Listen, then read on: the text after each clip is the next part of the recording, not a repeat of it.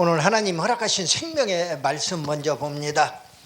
신약성경 요한복음 13장 12절로 15절 말씀입니다. 요한복음 13장 12절로 15절 말씀 봉독해 올릴 때에 살아서 역사하시는 우리 주님의 음성을 들을 수 있기 바랍니다. 아멘. 그들이 발을 씻으신 후에 옷을 입으시고 다시 앉아 그들에게 이르시되 내가 너희에게 행한 것을 너희가 아느냐? 너희가 나를 선생이라 또는 주라 하니 너희 말이 옳도다. 내가 그러하다. 내가 주와 또는 선생이 되어 너희 발을 씻었으니 너희도 서로 발을 씻어주는 것이 옳으니라. 내가 너희에게 행한 것 같이 너희도 행하게 하려 하여 본을 보였노라. 아멘. 세계로 열린 선교 방송을 시청하는 시청자 여러분, 그리고 목회 동역자 여러분, 일주일 동안도 평안하셨을 줄로 믿습니다. 오늘 말씀은 제목은 발을 씻겨주라, 발을 씻겨주라, 이런 제목으로 잠시 은혜를 나누고자 합니다. 우리가 세상을 살면서 모범을 보인다는 것은 대단히 중요한 것 같아요. 특별히 믿는 사람들의 신앙의 모범은 비성도들에게 반드시 신앙의 모범을 보여줘야 해요. 그리고 먼저 믿는 사람들이 나중 믿는 사람들에게 신앙의 모범을 보여줘야 합니다. 그런데 묵은 닭이 햇닭을 쪼아대는 일은 할지언정 신앙의 모범을 보이지 않는 우리 한국교회의 현실이 왜 침체되었는가? 왜 복음의 나팔 불지 않고 신앙의 모범을 보여주지 않기 때문에 그렇다 하는 말씀을 드려볼 수가 있는 겁니다. 먼저 믿는 성도들, 나만 천국 갈 게 아니라 내 가족도 내 이웃도 함께 천국 갈 수 있도록 복음의 나팔을 불어야 한다는 이야기입니다. 친절도 마찬가지고 전도도 마찬가지고 봉사도 마찬가지고 구제도 마찬가지고 다 마찬가지예요. 찬송 잘하시는 분들 보면은 부러워요. 찬송을 잘할 수 있는 달란트를 주어놨으니 자기만 그렇게 하지 말고 내가 가진 달란트를 다른 사람들에게도 가장 가깝게는 자기 가족들에게도 아니면은 그 이웃에게도 이렇게 찬양을 하는 겁니다. 유행가도 하나 잘 부르면은 어떤 곡 하나 잘 부르 자기 마음에 맞으면은 18번지라고 그래서 그걸 그냥 마르고 닳도록 써먹을 정도가 아니라 가르침까지 주는 거예요. 꼬맹이들이 커가지고 어른 되어서 우리 엄마 아빠가 젊었을 때 불렀던 이야기. 그러니까 저도 어렸을 때 엄마 아빠 그 노랫소리를 들었다는 겁니다. 그것이 세상 노래가 아니고 천국을 향한 찬송가였고 복음성가였다면 얼마나 좋았겠는가 하는 생각을 해보게 되는 것입니다. 오늘 본문은 주님이 흔히 말하는 고난주간에 6월절의 만찬 자리에서 12제자를 불러 모아놓고 발을 씻기는 모범을 보여주신다. 6월절 전에 마치 우리가 어렸을 때 어머니가 우리가 아직 손으로 세수도 못하고 손발도 제대로 씻지 못하고 할 때에 몸에 때도 씻어내지 못할 그런 어렸을 때에 어머니가 우리 얼굴도 닦아주고 손도 발도 몸 전체까지도 뻘거벗겨 놓고 앞에도 씻겨주고 등도 씻겨주고 그렇게 했던 것을 기억하게 됩니다. 우리 주님한테 우리는 몸을 씻겨달라고 맡겨지는 것이 오늘 천국 백성이 해야 할 일이고 또 나뿐만 아니라 아직 목욕 못한 사람 많은 사람들에게 목욕을 하도록 만들어야 할 우리 책임이 먼저 믿는 우리들에게 있다는 말씀을 드리는 것입니다. 지금은 만일 우리가 가족의 발을 씻겨주거나 친구의 발을 씻겨주면 어떤 일이 일어날까 한 번 정도는 생각을 해봐야 하지 않겠느냐 상상해 보시기를 바랍니다. 내 마누라를 사랑하는 마누라의 발을 씻겨주었다. 내 아들의 발을 씻겨주었다. 예수님이 제자들의 발을 씻겨주었는데 그래서 오늘 말씀의 제목이 발을 씻겨주라 그런 게, 이 말씀을 함께 은혜를 나누고자 합니다. 먼저 믿는 우리 성도들이 신앙의 모범을 보이고 그리고 발을 씻겨주는 그런 모범을 보이는 우리 모두 다 되시기를 예수님의 이름으로 축복합니다. 제자들의 발을 씻기신 주님의 모범을 보면서 우리들에게 몇 가지 교훈을 안겨주는 겁니다. 근데 교훈에 앞서서 오늘 말씀의 핵심은 교훈입니다. 그런데 그 교훈에 앞서서 요한복음 13장의 배경 설명을 알고 나면은 아하 그렇구나 하는 것을 깨닫게 돼요. 그래서 먼저 첫 번째로 주님께서 제자들을 발을 씻기신 배경을 좀 알아보자 하는 이야기입니다. 저 공동묘지에 가면은요, 이유 없는 무덤이 없다고 합니다. 모범을 보였을 때는 주님께서 특별히 하나님의 독생자께서 구세주가 되어서 이 땅에 우리의 죄악을 씻어주시려고 오셨는데 그분이 무엇 때문에 발을 씻겨주었는가, 그 배경이 있다 그 말이죠. 그 배경을 하나하나 한번 뜯어보자 그 말이에요. 요한복음 13장 1절 말씀을 보니까 유월절 전에 예수께서 자기가 세상을 떠나 아버지께로 돌아가실 때가 이런 줄 아시고, 이제 유월절 전에, 유월절이요, 예수님 십자가에 돌아가시는 날이 바로 유월절이란 말입니다. 구약의 유월절이 신약에서는 바로 예수님이 십자가에 돌아가시는 사건이에요. 그러니까 이걸 보세요. 여기에 이런 줄 아시고 이제 돌아가실 걸 아시고 세상에 있는 자기 사람들을 사랑하시되 끝까지 사랑하셨다고 그랬어요. 그냥 한 번 사랑하고 끝나는 게 아니라, 저도 와이프를 사다가 끝까지 사랑하기로 작정을 했어요. 이 말씀이 있더라고요. 보니까 끝까지 사랑하기로.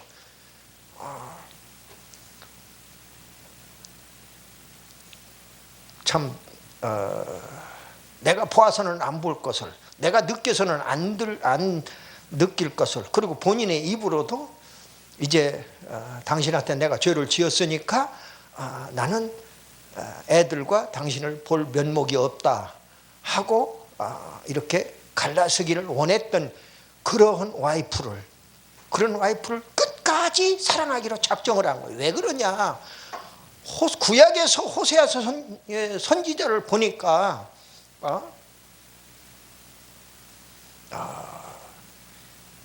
부정한 아내를 만나서 부정한 자식들을 낳고 살라고 하는 그런 말씀을 주셨어요. 그런데 나도 제사장의 한 사람이고 선지자의 한 사람인데 호세아 선지자에게 주신 말씀대로 살라고 하면 어떨까, 내가 그러면 나는 얼마나 깨끗한가, 이런 생각도 해보게 됐고요. 또 신약에 와서 오늘 요한복음 13장 말씀을 보니까 끝까지 사랑했다는 거예요. 끝까지 사랑할 수 있는 조건이 못 되었음에도 불구하고 끝까지 사랑하라는 겁니다. 주님은 당신의 하나밖에 없는 가장 고귀한 생명까지 우리들을 위하여 사랑으로 내어주셨단 말이에요. 십자가 하면은 우리는 희생과 사랑을 생각하지 않을 수가 없는 겁니다.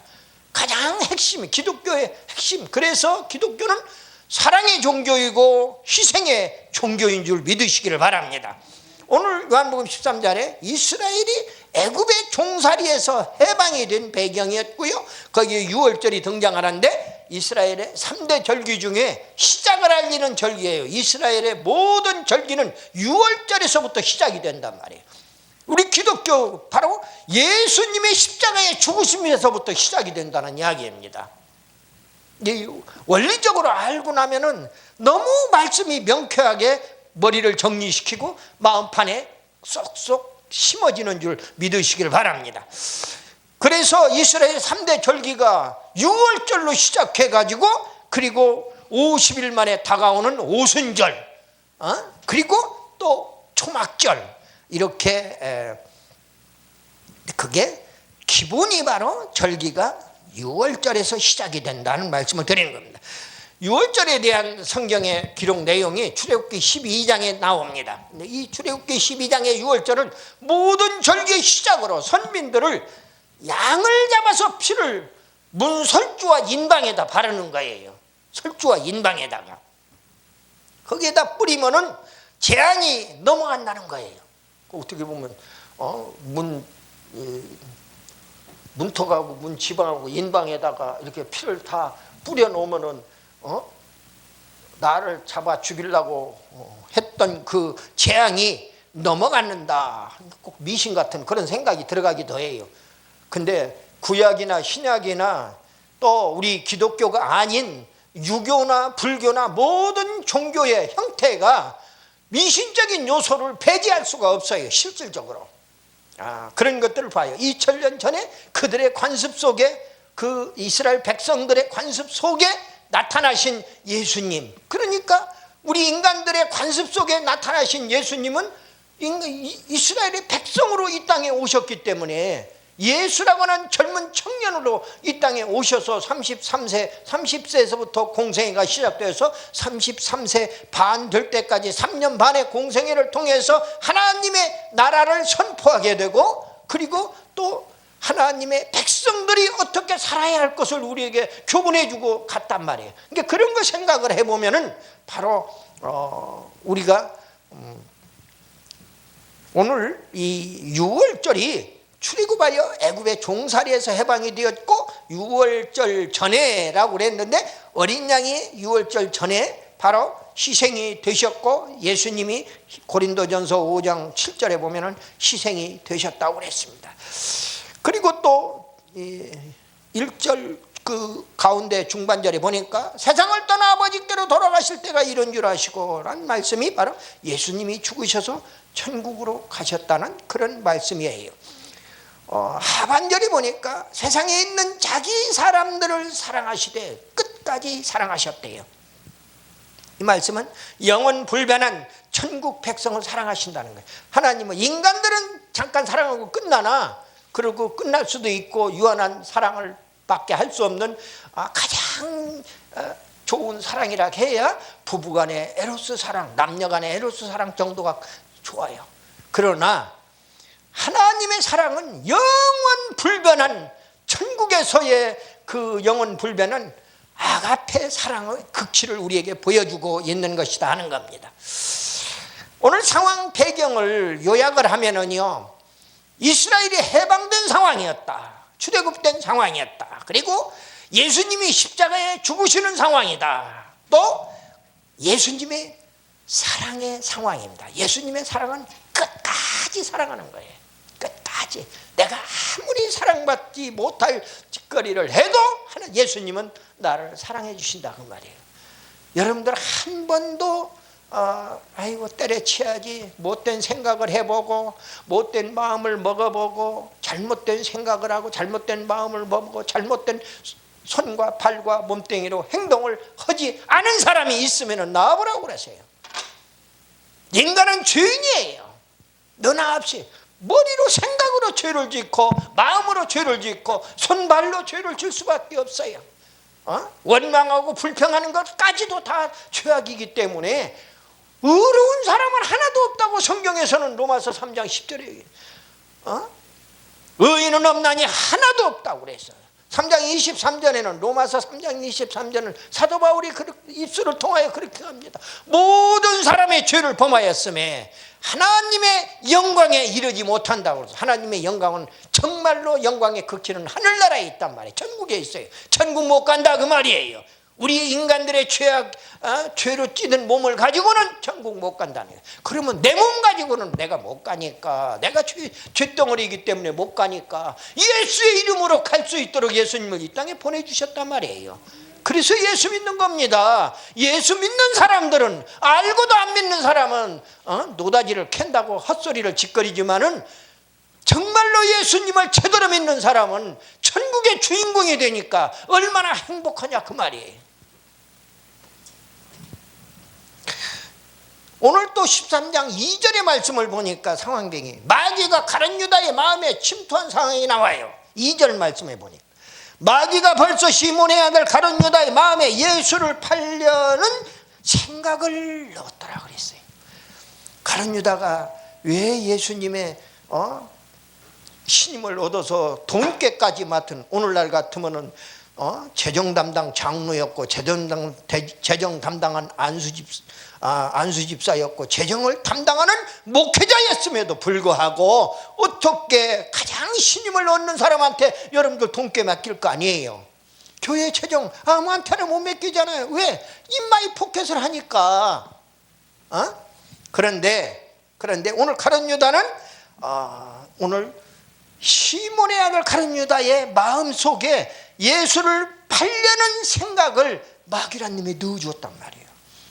우리의 생각 속에는 악한 영이 언제든지 침투할 수가 있다는 걸 교훈하는 겁니다. 목회자라고 아니 천만의 말씀이에요. 목사, 장로, 권사, 이게 다 성직이에요. 안수집사 이상이 다 성직 아닙니까? 사람들 마음속에 마귀가 가룟 유다의 머리를 공략하는데 예수님까지 공격하잖아요. 마태복음 4장과 누가복음 4장을 보세요. 예수님까지 공격해서 금식하신 후에 40일 동안 금식하니 얼마나 줄였을 거예요. 근데 그 예수님까지 공격하는 마귀의 모습을 우리가 볼 수가 있단 말이에요. 그런데 인간이야 마귀가 생각할 때는 누워서 떡 먹기 아니겠느냐 하는 이야기입니다. 목사라고 나는 절대로 죄를 안 범한다고 그 말을 하는 것 자체가 교만덩어리란 말이에요. 다 자기는 누구나 다 죄를 범할 수 있는 것이 인간이에요. 성경에 그런 말씀을 주고 있잖아요. 그래서 하나님의 영광에 이르지 못한다는 것이에요. 마귀가 가룟 유다의 마음에 침투했다. 그런 상황이었다. 어떤 경우에도 우리는 마귀 사탄의 지배에서 해방되어야 한다는 거죠. 침투하면은 여기다가 또가리를 틀고 완전히 내 몸속에 같이 살자고 동거하자고 들어오면은 그걸 들어오면은 예수의 이름으로 물리치면은 도망간다 그 말이에요. 그러니까 절대로 마귀 사탄의 종노릇하고 그 지배하에 있어서는 안 된다. 해방되어야 한다는 말씀을 드리는 겁니다. 이런 상황이었고, 그 다음에 세 번째로 3절부터 17절 말씀까지 보면은 그 상황 배경이 예수님이 식후에 제자들의 발을 씻기신 전후의 문답식 내용이에요. 신기하죠? 물어보고 대답하고 물어보고 대답하는 거예요. 보니까 예수님은 문답식 교육을 아주 즐겨 사용했어요. 실제로. 그래서 저도 가끔 조금 꾸벅꾸벅 졸고 있는 학생을 향하여 앞으로 목사 될 사람이 꾸벅꾸벅 졸고 지금 말씀을 받고 있는데 졸고 있는 거예요. 그러면은 얼마나 속이 터지냐고요. 어떤 때는 그냥 내 발을 그냥 꽉 교탁을 굴르게 만들어요. 여기는 교탁이 아니라서 안 소리가 안 나는데 꽝 구르면 그냥 꽝 소리가 나면 깜짝 놀라는 거예요. 졸다가 깜짝 놀라는 거예요. 응? 저쪽 동네 가니까 이상하게, 나 신학교 여러분들 강의하다 보니까 저쪽 동네 가니까 말씀 안 받으려고 마귀 새끼가 말씀 못 받도록 하기 위해 눈꺼풀을 자꾸 끌어내리더라. 여기는 그런 사람이 없어서 다행이지만 한 말씀 하고 나면은 여기 있는 사람들 거기 아이고 나보고 하는 소리인 줄 알아. 그러면서도 이제 다시는 안 해야지. 그래서 어떤 처자는 보니까 자기 허벅지를 꼬집더라. 나한테 그것까지 보여주더라. 허벅지가 멍드는 것을 보여주더라. 내가 안 죽으려고 이렇게 꼬집었습니다 하는 것을, 그 중심을 아시는 하나님 얼마나 고맙고 감사하겠느냐 하는 이야기예요. 예수님이 문답식으로 질문을 합니다. 가끔 죽는 사람한테 물어봐요. 그러면 지금 조금 전까지 뭔 소리 했는데, 졸면은 뭔 소리인지를 모르거든요. 지금까지 뭔 소리 했는가. 그러면 깝깝하지. 아이고 이제 졸지 않아야겠구나 하는 생각. 다시 설명을 해주고 리뷰를 해주게 됩니다. 8절 말씀을 보니까요, 주님이 행동으로 모범을 보이신 후에 내가 너를 씻어주지 아니하면 네가 나와 상관이 없다는 거예요. 내가 씻어주어야, 예수님께서 죄 씻음을 받지 아니하면은, 예수님께 죄 씻음 받지 아니하면은 천국이 무관하다는 이야기입니다. 예수님이 육적으로는 몸뚱이 씻어주는 거고 손 씻어주고 발 씻어주는 거지만은 영적으로는 죄를 씻어준다는 사실을 우리가 알아야 한다 그 말이에요. 예수님께 죄 씻음 받아야만 천국이 소유가 될 수가 있는 거예요. 그래야 죄인의 신분에서 의인의 신분으로 바뀌어져 가지고 천국에 올라갈 수가 있다는 이야기입니다. 9절 말씀을 보니까 베드로가 얘기해요. 손과 머리도 씻겨주옵소서. 베드로가 손도 발도 다 씻겨달라는, 머리도 씻겨달라는 그 말씀은 천국에 대한 욕심을 가지라는 거예요. 아, 그래요? 그러면 나 손도 씻겨주고 내 손 없이 손은 천국 못 가면 안 되잖아요. 내 머리도 천국 못 가면 안 되잖아요. 중요한 거 손으로는 일하고 머리로는 생각하니까 요 두 가지라도 좀 씻겨주세요 하고 이야기할 때 천국에 대한 욕심 좀 가질 줄 알아라 이게요. 나만 갈 게 아니라 내 사랑하는 남편도, 내 사랑하는 아내도, 내 사랑하는 새끼들도 함께 천국 가도록, 아니 내 순이 엄마, 철이 엄마, 옆집 아줌마들까지도 함께 천국 가도록. 내가 병원에 가 있을 동안에는 병원에 있는 사람들 기도해주고 하니까는 그냥 좋아서 코가 비틀어지고 아멘, 안 믿는 사람도 아멘 아멘 하더라고요. 또 그동안에 믿다가 무슨 시험이 들어가지고 교회 안 나가는데 예수 믿겠다고 교회 나가겠다고 이야기하는 것을 봐요. 요거 어제 저녁 때 퇴원을 시켰는데 어제까지 있었던 일이에요. 내가 무엇인가, 내게 있는 것으로 내게 주노니 내가 너희들한테 줄 것은 아무것도 없어. 그들은 나한테 아이고 목사님 안 믿는 사람이 목사들한테 더 대접을 잘하려고 그래요. 사탕을 주지를 않나, 빵을 주지를 않나, 뭘 주지를 않나, 무슨 과일을 주지를 않나, 정신없어요. 6사람이 한 방 안에 우리 병실같이 그렇게 온화한 분위기가 있는 병실이 없더라고요. 보니까 저쪽 동네 바로 그 앞에 호실은 남자들만 있는 동네예요. 근데 거기는 서로 묻히다 보고 밥상이 들어오면 똥 얘기나 하고 앉아있고, 그러니까 거기서 밥을 못 먹겠다는 거야. 아예 가지고 이쪽으로 와서 여자들 있는 데 와서 먹으려고 40대 50대 60대 70대 80대 그리고 한 사람이 60대가 2사람이, 그래서 전부 6사람이 들어있는데 우리 내 건강을 책임져 주고 했었던 그 권사님이 나이가 제일로 많아요. 그러니까 그리고 또 인상이 좋고 또 시간 있는 대로 예수 복음을 전가를 해주니까는 다들 안 믿는 사람들도 고개를 끄덕거리고 그래. 왜냐하면은 그분들이 할 수 있는 얘기는 간증밖에 없어요. 전부가 다 무슨 교리적으로 이렇고 저렇고 원리 원칙 따져보니까 이렇게 해서 예수 믿고 천국 우리 함께 갑시다 하는 이야기가 아니에요. 내가 이렇게 몸이 아팠는데 우리 주님이 내가 주님께 기도했더니 내 몸을 고쳐주었습니다. 이제 그런 간증들이에요. 보니까 수대로 자기 푹 맞아서 간증했던 그런 이야기, 누구한테 또 이렇게 해서 옮겨줬던 이야기, 또 그가 또 예수 믿고 고침받아서 어떤 이야기, 이렇게 해서 서로 대화를 주고받는 가운데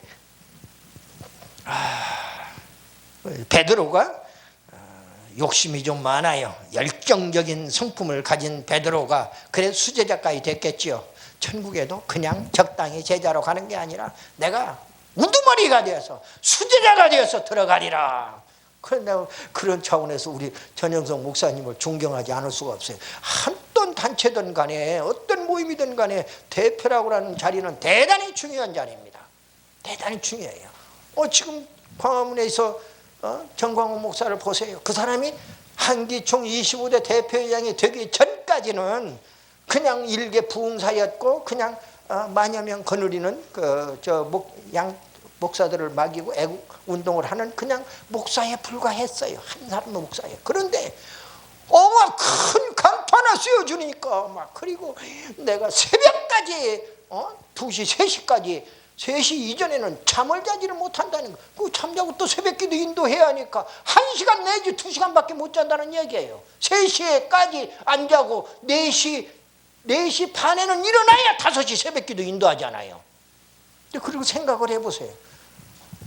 여러분들 하나님한테 새벽잠이 많은 사람은 내가 새벽기도를 하나님과 면전에서 새벽기도를 하고 나서 내가 이런 일을 하겠습니다 하고 하나님과의 언약 약속을 하세요. 저는 개인적으로 그렇게 약속을 했어요. 그래서 여러분들한테 요즘 같으면은 벌써 한 몇 년 전에 그 일을 했습니다. 처음에 최초로 잠언 묵상을 매일같이 카톡 친구들과 밴드 가족들한테 다 보내주었어요. 새벽마다. 그리고 그 끝나고 나니까 한 1년 반 되더라고요. 또 시편 묵상을 또 통해서 시편 1편부터 150편까지 그걸 또 내용들을 요약을 해가지고 또 다 보내줬어요. 거기서 은혜가 돼가지고 신학교 가겠다고 하는 내 자식을 신학교 보내고 나는 늙어서 안 되지만은 내 무슨 손주라도 보내겠다고 하는 그런 사람들이 수도 없이 많이 나와요. 참 고맙고 감사할 일이죠. 이렇게 해서 하나님의 나라 확장되고 작은 몫이라도 감당하는 것이구나 이렇게 생각을 해보았어요. 결국은 그런 것입니다. 하나님의 나라는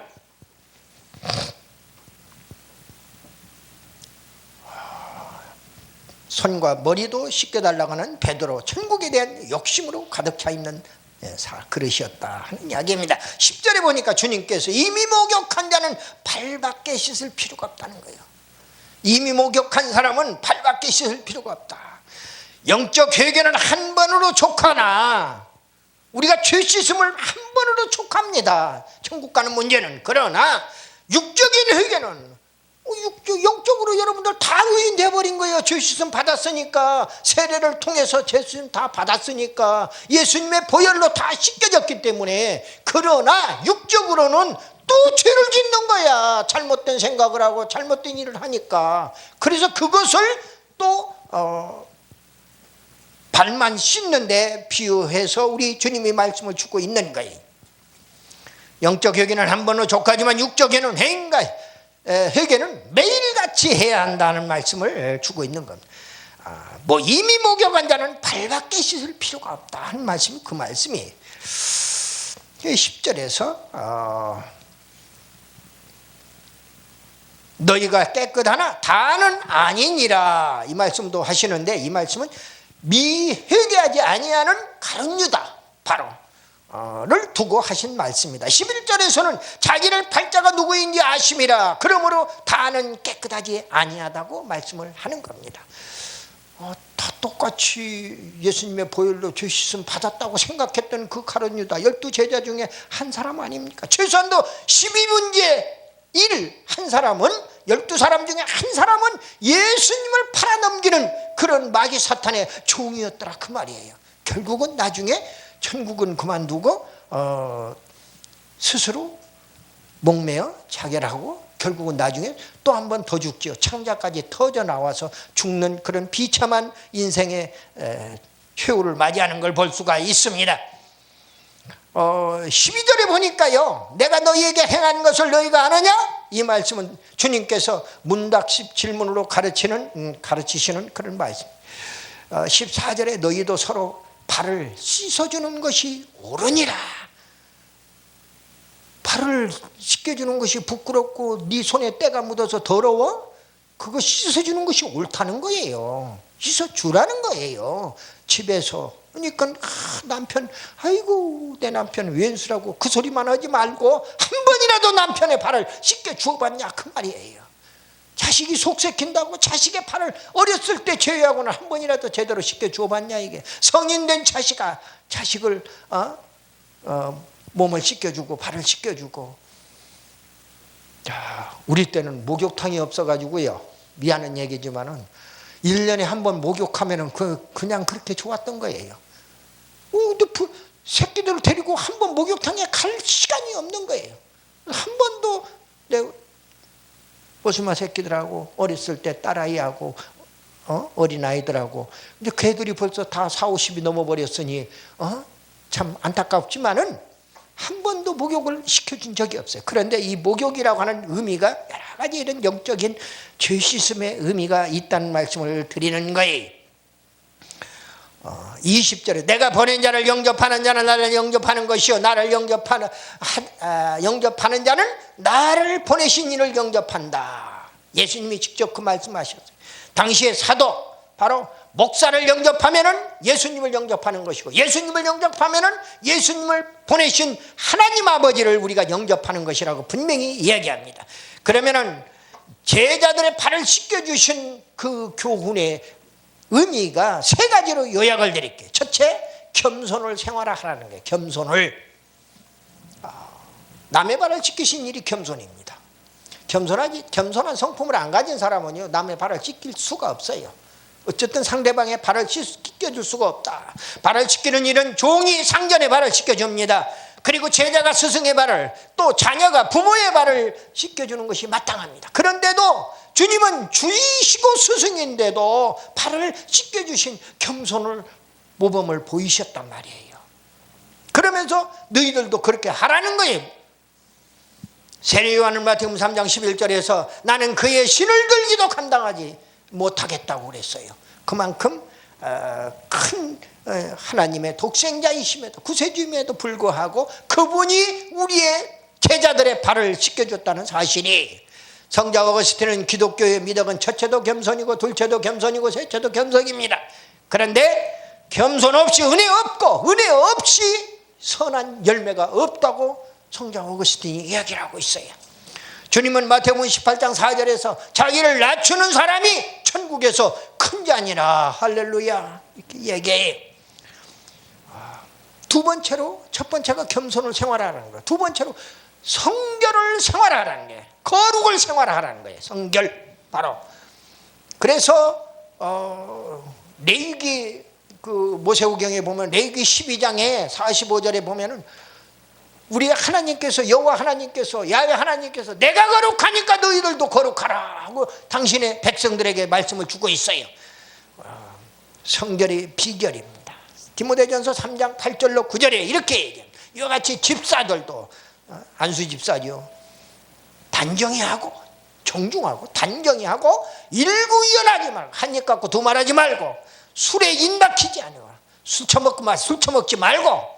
술을 완전히 술 주정뱅이들이 많아요. 아니에요. 아니 어떻게 장로라 그런 사람이 코가 딸기 코같이 빨개져 가지고 와서 목사님, 목사님이라고 부르지를 말든가, 부끄러워서. 그런 사람을 한두 번 만난 것이 아니에요. 기도원 집회를 한 20년간 하니까요, 별의별 사람들을 다 만납니다. 한마디로 얘기하면 정말 아유 안타까워서 차라리 장로라고는 말기를 하든가. 응?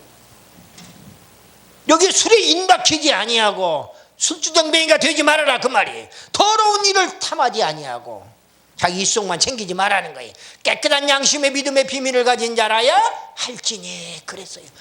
안수집사 되는데도 이런 자격 조건을 이야기하는데 바로 거룩하라고 하는 그러한 잣대를 주고 있다, 그 말입니다. 그 다음에 세 번째로 바로 겸손하라, 겸손의 생활하라, 거룩을 생활하라. 그 다음에 세 번째로 사랑의 봉사를 생활하라는 거예요. 사랑의 봉사를. 주님은 너희도 서로 발을 씻기는 것이 옳으니라 이렇게 말씀을 주시는데, 이는 사랑의 봉사 생활을 말하고 있다, 그 말입니다. 봉사를 실천하라는 거예요. 말로만 그러는 게 아니라 사랑의 봉사는요, 서로 협조하고 서로 또 용서하고 서로 도우라는 의미다, 그 말이에요. 13장 17절에 너희가 이것을 알고 행하면 복이 있으리라, 할렐루야. 복받는 비결이 사랑하라는 거예요. 사랑으로 봉사하라는 겁니다. 근데 여러분들 땀 흘리고 나면은 우선 내 건강이 좋아져. 땀 흘려. 근데 요즘에는 봉사해서 땀 흘리려고 하는 게 아니라 그냥 운동해서. 요즘에는요, 일본의 어떤 그 의학 박사가 그걸 발명을 했어요. 하루에 1분씩만 하루 3번, 오전에 한 번, 오후에 한 번, 저녁 때 한 번, 그래서 3차례만 1분 동안만 제자리에서 이렇게 뛰라는 거예요. 정성껏 90도를 이렇게 올려가면서 그 자리에서 뛰라는 겁니다. 그러면 그것이 내 몸에 엔돌핀을 생성을 시킬 뿐만 아니라 피의 순환을 제대로 시킨다는 겁니다. 그래서 건강을 무슨 뭣도 떨어지고 해서 내가 나한테 보내주신 분의 성의가 너무나 고맙고 감사해요. 여러분들한테도 내가 다 보내드릴게요. 밴드하고 카톡에 다 저하고 관계되시는 분들은 다 보내줄게. 한번 보시기를 바랍니다. 너무나 쉽기 때문에. 그리고 일주일만 그렇게 하면은 엔돌핀이 팍팍 솟아난다는 거예요.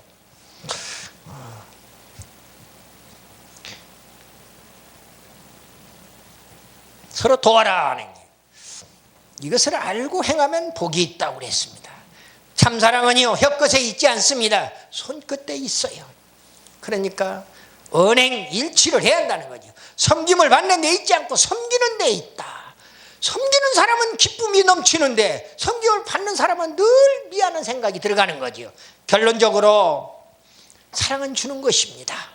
그래서 제가 사랑은 주는 것이라고 설교도 했어요. 사랑의 모범을 보이면 기적이 일어납니다. 사도행전 3장에 보니까 베네 안전뱅이가 성전 미문에 와서 한 푼 달라고 구걸하는 겁니다. 그런데 베드로와 요한이 기도 시간에 기도하러 성전에 들어가다가 기도하다가 한 푼 달라고 하는 거지를 만나는 겁니다. 근데 내게 은과 금은 없거니가, 베드로가 얘기합니다. 나를 주목하라. 내게 은과 금은 없거니와 내게 있는 것으로 내게 주노니 곧 나사렛 예수의 이름으로 일어나 걸어라 하고 오른손을 잡아 일으켰더니 벌떡 일어나 서서 걷는 역사가 일어났단 말이에요. 너무나 고맙고 감사해서 이 안진뱅이가 서서 걷기도 하고 뛰기도 하며 성전으로 하나님의 성호를 찬양하면서 들어갔다고 성경은 기록하고 있습니다. 우리 성도는 주님께서 손수 모범을 보이신 대로 서로 발을 씻겨주라는 이야기예요. 주님의 겸손 생활, 성결 생활, 사랑의 봉사 생활을 우리에게 교훈하고 있어요. 말보다는 행동으로 겸손하고 성결하고 그리고 사랑의 봉사 생활의 주인공 다 되시기를 예수님의 이름으로 축원합니다. 아멘. 기도합니다.